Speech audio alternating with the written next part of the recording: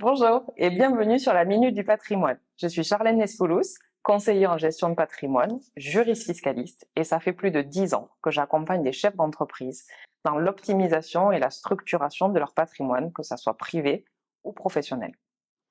À l'heure actuelle, on se pose beaucoup de questions sur la fiscalité et notamment la fiscalité sur la transmission. Et à l'approche de Noël, encore plus, mes clients me demandent combien je peux transmettre à mes enfants, dans quelles conditions. Donc il me semblait important de vous parler de la transmission aujourd'hui et commençons par la base, la fiscalité. La fiscalité sur la transmission, on a un abattement qui s'applique par parent, par enfant, qui est l'abattement qu'on appelle en ligne directe de 100 000 euros.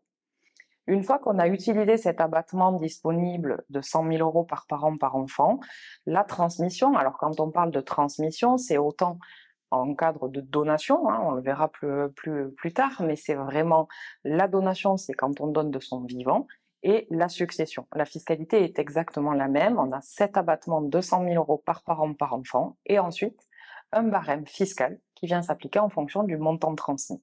Le barème fiscal, c'est un barème progressif comme on retrouve à l'impôt sur le revenu.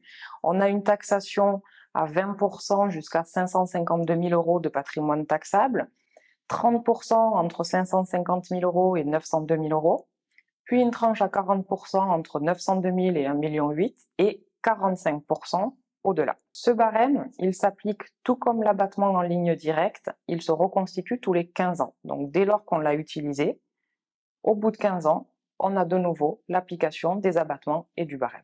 Reconstitution tous les 15 ans, ça veut dire que concrètement, c'est une question d'anticipation, puisqu'on va pouvoir transmettre 100 000 euros à chacun de ses enfants en exonération de fiscalité tous les 15 ans. Donc concrètement, aujourd'hui, on a donné à nos enfants, on est en 2025, 15 ans plus tard, on peut redonner 100 000 euros et on aura bénéficié 2 fois de l'abattement des 100 000 euros.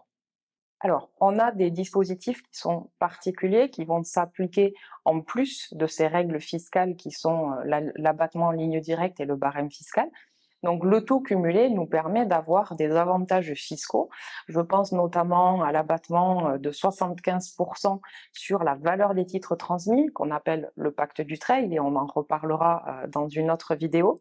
C'est également la possibilité d'avoir un abattement de 31 865 euros sur les dons de sommes d'argent au profit des enfants ou petits-enfants, ou encore l'assurance vie qui a une fiscalité à part entière, hors succession, dès lors que les versements sont effectués avant les 70 ans.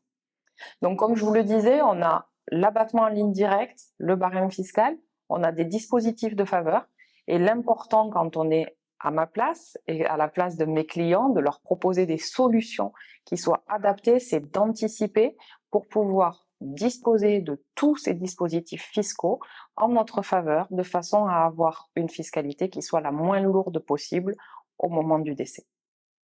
Voilà pour la base de la fiscalité successorale. Alors si cette vidéo vous a plu, n'hésitez pas à la liker, commenter, vous abonner à ma page La Minute du Patrimoine, parce que c'est comme ça que je vais pouvoir faire grandir cette page, la faire évoluer et vous apporter le plus de conseils possible. Et je vous dis à très bientôt pour la suite de cette série sur la transmission.